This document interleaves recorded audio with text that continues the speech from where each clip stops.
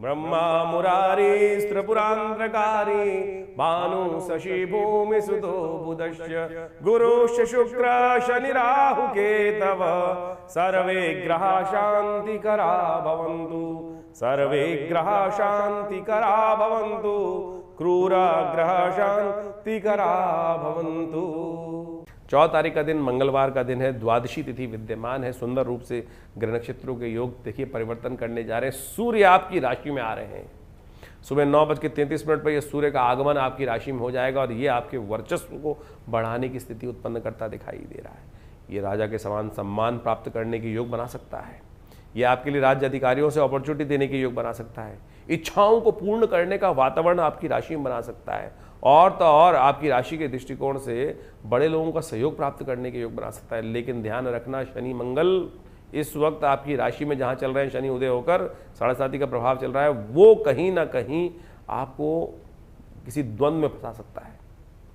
देखिए, किसी के पास जाते वक्त थोड़ा सा विनम्रता रखी जाती है, अकड़ नहीं रखी जाती, थोड़ा सा विनम्रता अपने साथ रखनी होती है। लेकिन सूर्य विनम्रता नहीं लाता है, ध्यान रखना। और शनि जो है वो तो और अकड़ ला देता है। बस ये जो बाप बेटों की लड़ाई है ना, इस चक्कर में ना फंस जाना, नहीं तो खून जो आपका ब्लड प्रेशर तो बढ़ेगा ही बढ़ेगा और कहीं ना कहीं क्रोध के कारण आपके काम भी गलत फंस सकते हैं। दुर्वचनों का सहयोग मत लेना, नहीं तो अपने ग्रहों को कहीं ना कहीं नेगेटिव कर दोगे। ये बात कड़वी लगती है, लोग बहुत सारे लोग कमेंट लिख के डाल देते हैं कि पंडित जी डरा रहे हैं। अरे जो है वो बता रहे हैं, हम आपको डराने से कुछ नहीं मिलेगा। जो सत्य ग्रहों का योग है और नई दिक्कत तो पढ़ो बैठ के, ज्योतिष को दृष्टिकोण से अध्ययन करोगे तो जो हम बोल रहे हैं वो कहीं ना कहीं आपको सत्य समझ में आ जाएगा। तो इनको समझते हुए कार्य करने की ज़रूरत है। आपकी राशि के दृष्टिकोण से इन सब चीज़ों को समझकर कार्य करोगे तो आपके लिए बहुत अच्छे योग बनने की स्थिति उत्पन्न होने के योग बनते दिखाई दे रहे हैं। तो चीज़ों को सही से समझते हुए कार्य करने की ज़रूरत है।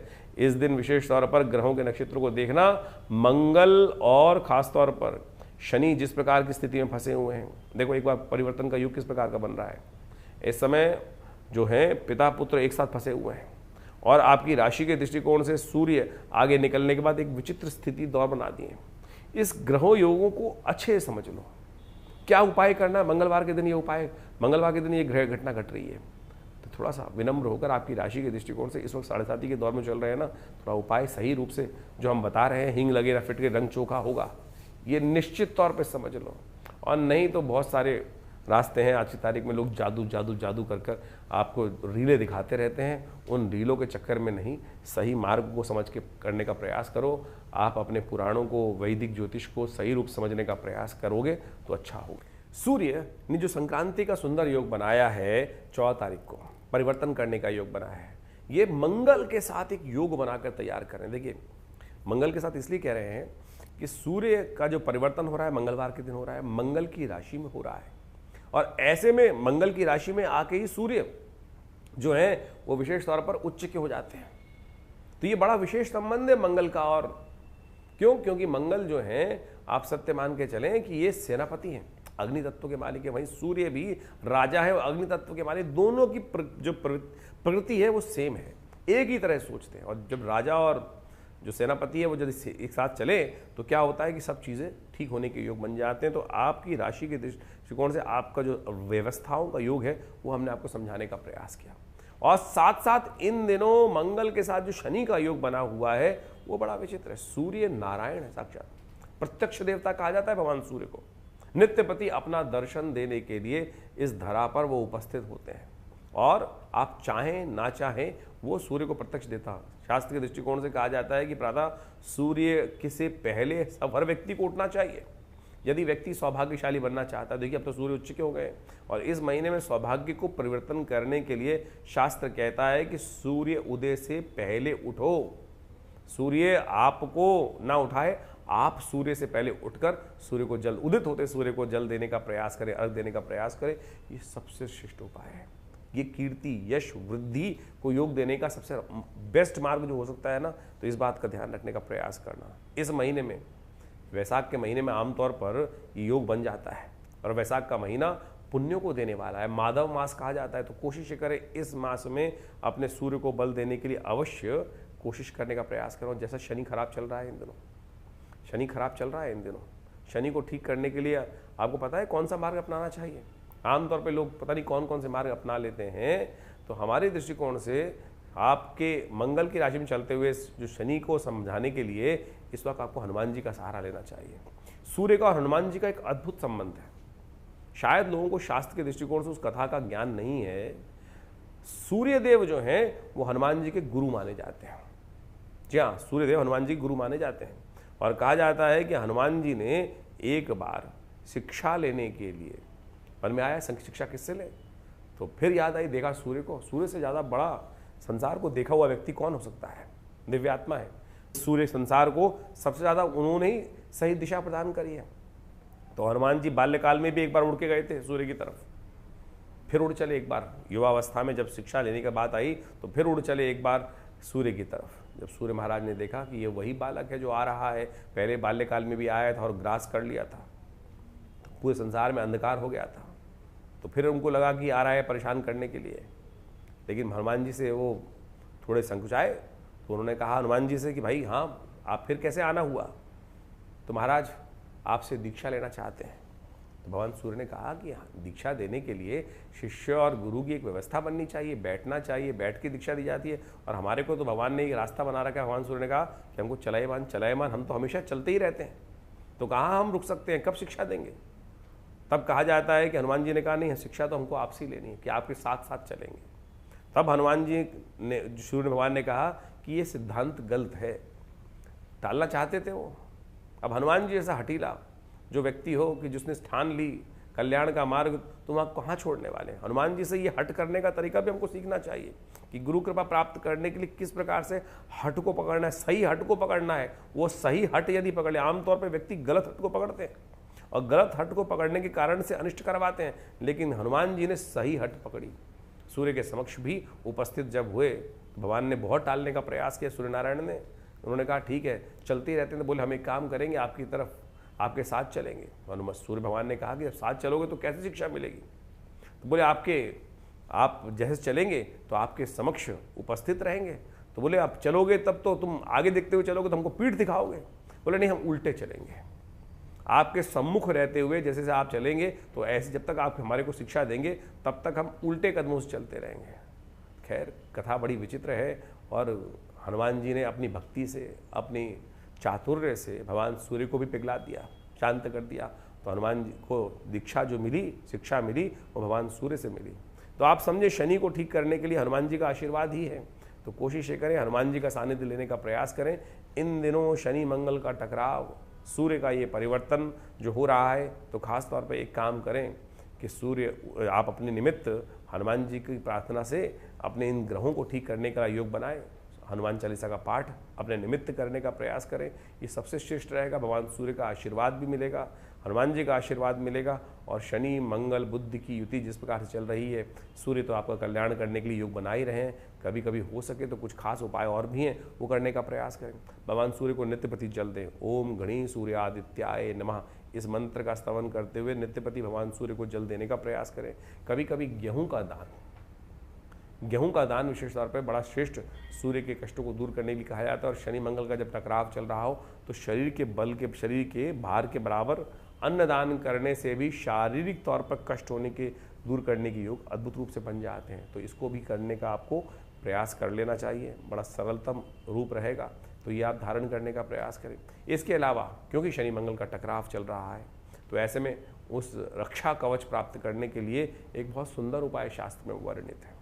आप एक काम करें, हनुमान जी का एक रक्षा धागा आमतौर पे हाथ में बांधा जाता है ना, रक्षा कवच के तौर पर, हनुमान जी के सिद्ध मंत्र से सिद्ध करा हुआ ये धागा यदि आप धारण कर लें, जो हमारे विवेकानंद योगाश्रम में मंत्रज्ञों पंडितों के द्वारा विभिन्न रूप से सिद्ध करके ये छोटा सा धागा बनाया जाता है, इसको आप 1 महीने के लिए धारण करने का प्रयास करें।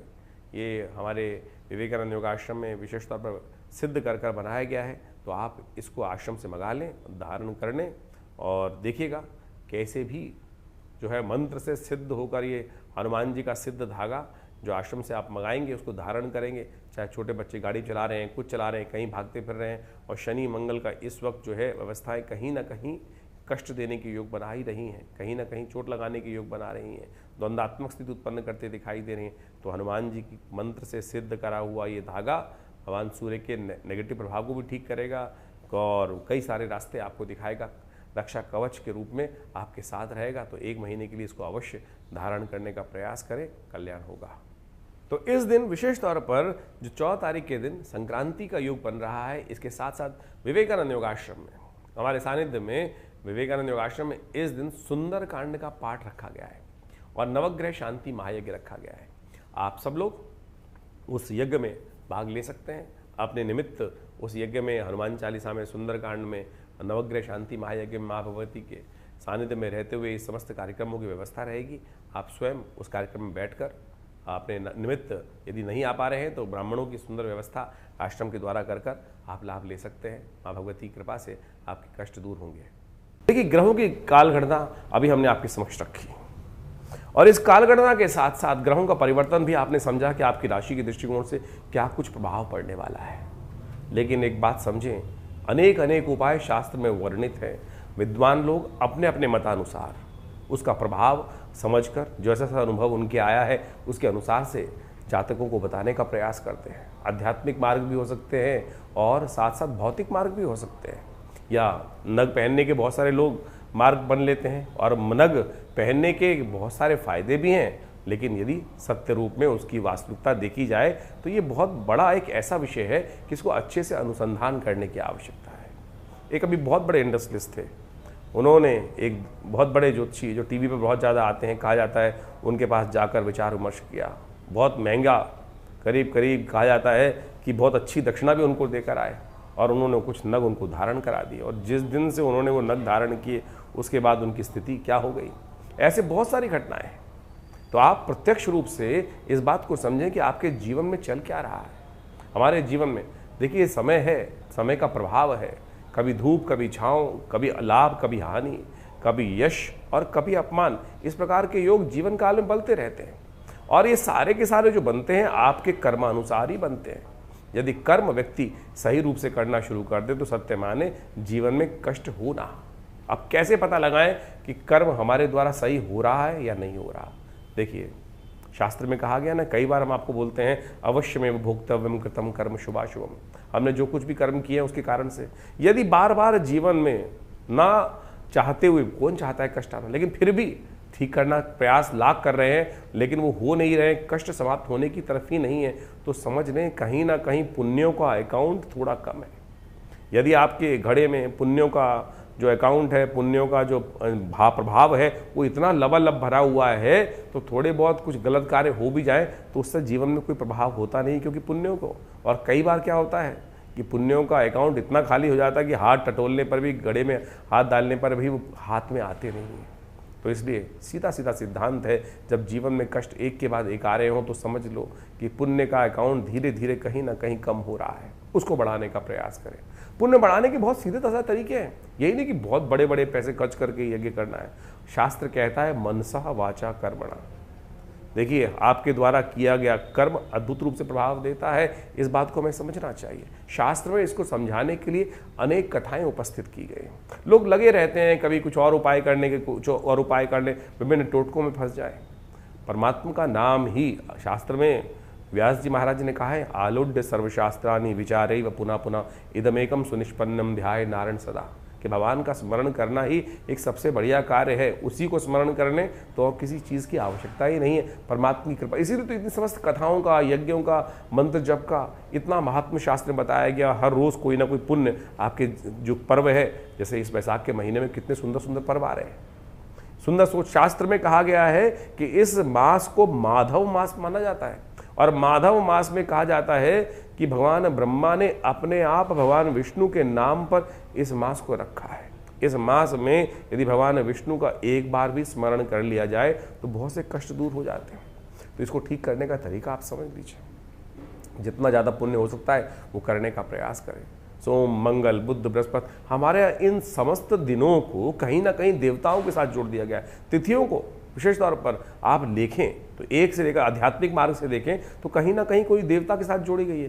कारण क्या है? कोई ना कोई उत्सव, 365 दिन कोई ना कोई उत्सव भारतीय संस्कृति में लगा रहता है। ये न केन प्रकारेण आप अध्यात्म की तरफ लगे रहें, और जब अध्यात्म की तरफ लगे रहेंगे, आज ये कल वो परसों ये, तो क्या होगा, कहीं ना कहीं आप जो फालतू के काम संसार में है वो आपके द्वारा उनसे हटकर, बेकार के कामों से हटकर कहीं ना कहीं पुण्य कार्य, परमात्मा के स्मरण में वास्तविक मार्ग को आप पकड़ने का मार्ग बना लेंगे, और वो आपके जीवन में कभी बेले कवेले अशुभ समय में वो किया हुआ पुण्य आपको कहीं ना कहीं लाभ देने का मार्ग बना देगा। तो इस सिद्धांत को समझे। हमारे ऋषि मुनि बहुत चतुर थे, बहुत बुद्धिमान थे, और ऐसी व्यवस्था अपनी संतति के लिए करके गए हैं कि वो कहीं ना कहीं करते रहते, लेकिन फिर भी मनुष्य ऐसा माया के भ्रम में फंस जाता है कि सद्मार्ग से भटककर कहीं ना कहीं अनेक अनेक प्रपंचों में फंस जाता है। तो इसलिए हम समय समय पर जो आपको आमंत्रित करते रहते हैं, कभी ये यज्ञ, कभी वो यज्ञ, कभी ये कथा, कभी सुंदरकांड, कभी हनुमान चालीसा, कभी कुछ और, तो ये सब इसीलिए है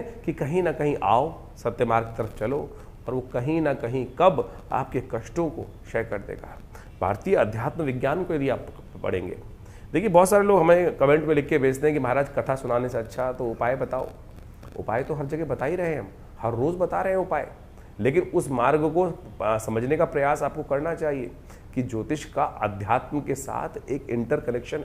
कुछ अध्यात्म शून्य व्यक्ति हैं, कोट पैंट पहन कर, और जिस प्रकार से लोगों को आज शराब पिला के उपाय बताने का प्रयास करते हैं, मांस खिलाकर उपाय खिलाने का प्रयास करते हैं, तो उससे कुछ भला होने वाला है किसी का? कुछ नहीं होने वाला उससे तो कष्ट के योग ऐसे ही बन जाएंगे जैसे कुछ ना कुछ। भारतीय संस्कृति में इसके ऊपर बहुत सुंदर कथा आई हुई है, उसको आपको समझ लेना चाहिए। हमने पहले बहुत दिन पहले कथा आपके समक्ष रखी थी, आज बहुत काल हो गया है, इसलिए उस कथा को दोबारा समझाने की आवश्यकता है कि जैसे बर्तन को बार बार मांजने से क्या होता है कि वो चमक आ जाती है ना, तो उस कथा के माध्यम से, अध्यात्म के माध्यम से समझने का प्रयास करें। हमारे पुण्य कैसे बढ़ते हैं। एक कसाई था, अध्यात्म के अंदर उपनिषद में कथा आई है, वो एक महात्मा जी के आश्रम के सामने ही कसाई की दुकान चलाता था, रोज हत्या करता था, रोज आजीविका पालने के लिए कसाई को मांस बेचता था। महात्मा जी अंदर यज्ञ कराते थे। दोनों की मृत्यु एक ही दिन हुई और दोनों यमराज के समक्ष उपस्थित हुए। कहा जाता है कि महाराज जी को पुण्य लोक प्राप्त हुए। महाराज थोड़ी देर रुक गए, उन्होंने देखा कसाई भी मेरे पीछे खड़ा है, चलो इसको भी देखें, इसको क्या गति प्राप्त होती है। तो देखने में आया कि जो महात्मा को लोक प्राप्त हुए थे वही उस कसाई को प्राप्त हुए। तो महात्मा ने वहाँ यमराज से प्रश्न पूछा कि महाराज, मैंने इतने यज्ञ किए, मुझको वही लोक प्राप्त हुए, और मेरे सामने ये हत्या करता था, जीव हत्या करता था, क्या इसको भी वही लोक प्राप्त हुए? तो यमराज जी ने उसका प्रश्न का, बड़ा सुंदर महात्मा के प्रश्न का, संत के प्रश्न का उत्तर दिया कि महाराज, इसके शरीर से ये कार्य हो रहा था, लेकिन मन से नहीं हो रहा था। मन से तो आपको ये देखकर यही भाव रखता था कि कैसे महात्मा इतने सुंदर कार्य कर रहे हैं और मुझे कुछ आता नहीं है, कब ये मेरा पुण्य जागेगा, मैं इससे हटकर पुण्य की तरफ, महात्मा के दिए हुए एक पुण्य कर्म की तरफ, जैसे यज्ञ इत्यादि, कथा इत्यादि की तरफ जाऊंगा।